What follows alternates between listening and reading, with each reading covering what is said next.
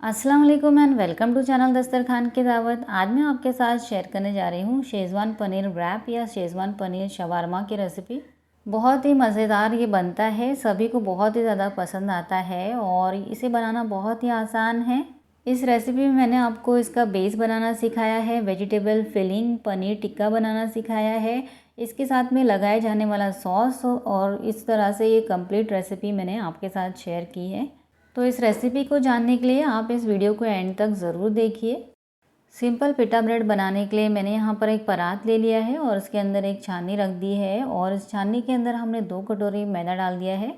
इस तरह की कटोरी जो हमारे घर में नॉर्मली अवेलेबल होती है, उस तरह की कटोरी से माप के मैंने मैदा ले लिया है और उसी सेम कटोरी से माप के मैंने यहाँ पर 1 कटोरी गेहूँ का आटा ले लिया है। नॉर्मली जो हम रोटी बनाने के लिए आटा इस्तेमाल करते हैं वही वाला गेहूँ का आटा लिया है मैंने। अब इसे हम अच्छी तरह से छान लेंगे। छानने से होगा कि आपके पिटा ब्रेड जो है बहुत ही अच्छी तरह से फूले फूले बनेंगे। तो हमने आटे को अच्छी तरह से छान लिया है। अब इसके अंदर हम ऐड कर देंगे 1 टीस्पून नमक, साथ ही में डाल देंगे 1 टीस्पून सोडा। इसे अच्छी तरह से हाथों से मिला लेंगे।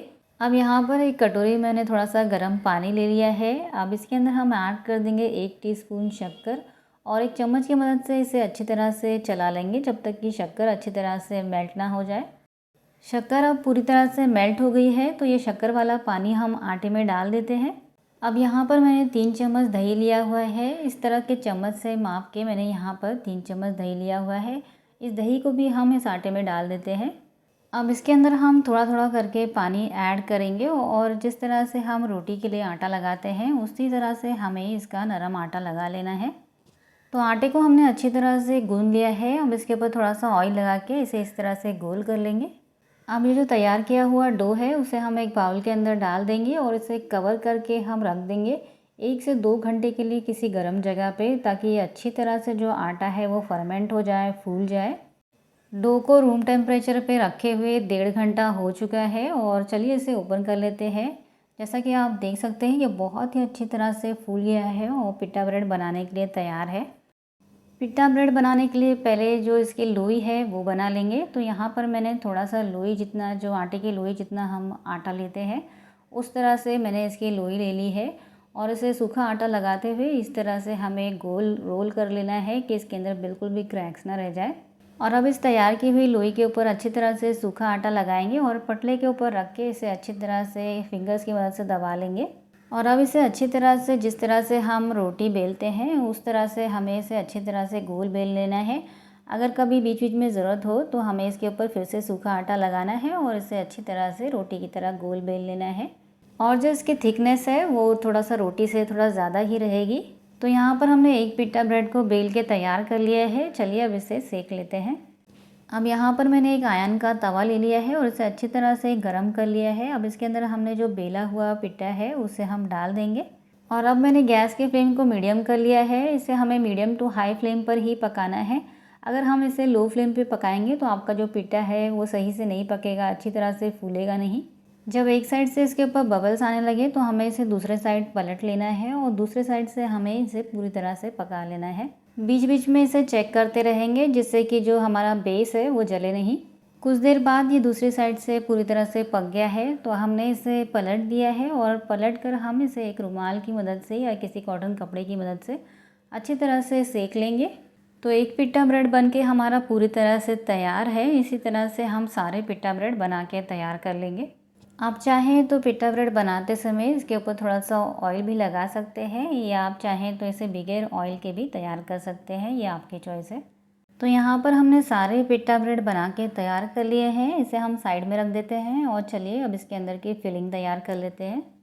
तो सबसे पहले हम इसमें लगने वाला जो पनीर टिक्का है वो तैयार कर लेते हैं। तो पनीर टिक्का बनाने के लिए मैंने पनीर को इस तरह के बड़े और पतले पीसेस में काट लिया है। अब यहाँ पर मैंने एक बाउल ले लिया है और इसके अंदर हम डाल देंगे 3 टेबलस्पून दही, साथ ही में डाल देंगे 1 टेबलस्पून अदरक लहसुन का पेस्ट, 1 टेबलस्पून शेज़वान सॉस। अब इसके अंदर मैं ऐड कर रही हूँ 2 चम्मच कॉर्नफ्लावर, बहुत ही थोड़ा सा 1/4 टीस्पून हम इसके अंदर नमक डालेंगे और 1/4 टीस्पून मैं इसके अंदर लाल मिर्च पाउडर डाल रही हूँ। अब इसे बहुत ही अच्छी तरह से एक विस्क की मदद से इस तरह से मिला लेंगे जिससे कि इसके अंदर के जो सारे लम्स हैं वो ख़त्म हो जाए।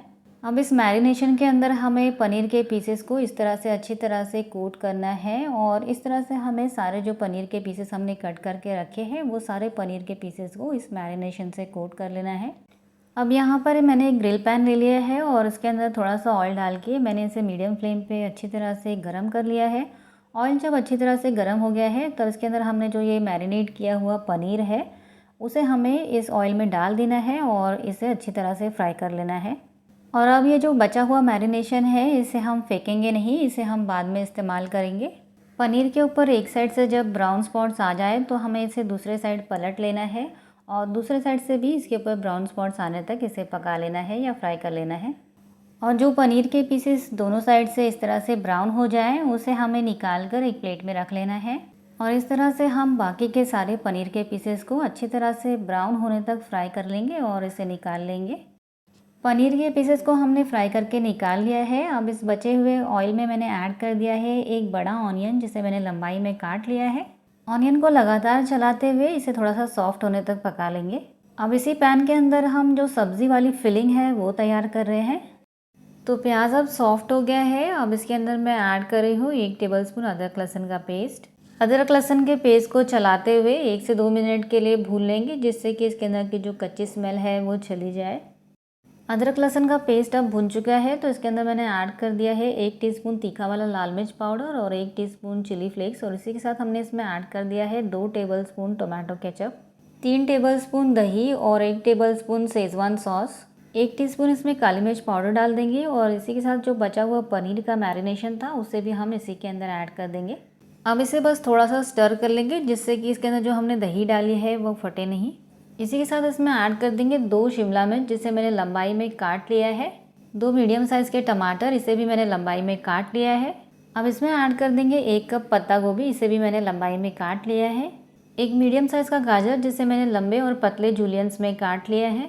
अब इसमें हम ऐड कर देंगे 1 टीस्पून नमक। अब फ्लेम को हाई करके इसे चलाते हुए पकाएंगे ताकि इसके अंदर का जो मॉइस्चर है वो थोड़ा सूख जाए। इसे हम करीबन 4 से 5 मिनट तक हाई फ्लेम पे चलाते हुए पकाएंगे।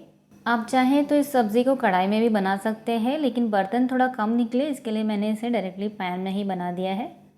ये देखिए जब आप इस स्टेज पे पहुंच जाए, जब सब्जियों का पानी ऑलमोस्ट सूख जाए, बस थोड़ा सा ही पानी रह जाए, तब इसके अंदर हमें ऐड कर देना है 3 टेबलस्पून मेयोनीज़ और इसे चलाते हुए बस 1 से 2 मिनट के लिए पका लेंगे। तो अब हमारी सब्ज़ी वाली फिलिंग भी बन के तैयार है और अब मैंने गैस के फ्लेम को बंद कर लिया है। तो चलिए पनीर रैप को बना के तैयार कर लेते हैं। तो पनीर रैप या पनीर शवरमा बनाने के लिए सबसे पहले हम इसकी जो सॉस है वो तैयार कर लेते हैं। तो यहाँ पर मैंने आधा कटोरी मेयोनीज़ लिया है और इसमें हम इक्वल क्वांटिटी यानी कि आधा कटोरी ही टोमेटो केचप ऐड कर देंगे। बर्गर की जो सॉस होती है वो यही सॉस होती है जो टोमेटो केचप और मेयोनीज़ को मिला के बनाई जाती है। अब इसे हमें अच्छी तरह से मिला लेना है। तो हमने सॉस भी बना के तैयार कर ली है, इसे हम साइड में रख लेते हैं और चलिए बढ़ते हैं नेक्स्ट स्टेप की तरफ। अब ये जो पनीर टिक्का हमने तैयार किया है इसे हम इस तरह के लंबे पीसेस में कट कर लेंगे। तो यहाँ पर हमने सारे पनीर के पीसेस को लंबाई में काट लिया है, इसे भी हम साइड में रख लेते हैं। तो पनीर रैप या पनीर शवरमा में लगने वाला पनीर टिक्का, इसके अंदर की सब्ज़ी की फिलिंग और इसमें लगाए जाने वाला सॉस हमने बना के तैयार कर लिया है। चलिए अब हम इसका रैप बनाते हैं। तो मैंने यहाँ पर एक प्लेट में एक पिटा ब्रेड ले लिया है और उसके ऊपर जो हमने जो सॉस तैयार की हुई है उसे हम अच्छी तरह से लगा लेंगे। और अब जो सब्ज़ी वाली फिलिंग हमने तैयार की है उसे हम सेंटर में इस तरह से रख लेंगे। अब इसके ऊपर पनीर के पीसेस रख लेंगे। अगर आपको ज़्यादा पनीर पसंद है तो इससे ज़्यादा पनीर भी डाल सकते हैं। और अब इसके ऊपर थोड़ा सा बारीक कटा हुआ हरा धनिया डाल देंगे। अब इसे अच्छी तरह से इस तरह से एक के ऊपर एक रैप कर लेंगे और उसके ऊपर टूथपिक लगा लेंगे। आप चाहें तो इसे बटर पेपर से भी रैप कर सकते हैं, ये आसान तरीका है टूथपिक लगा के रैप करने का।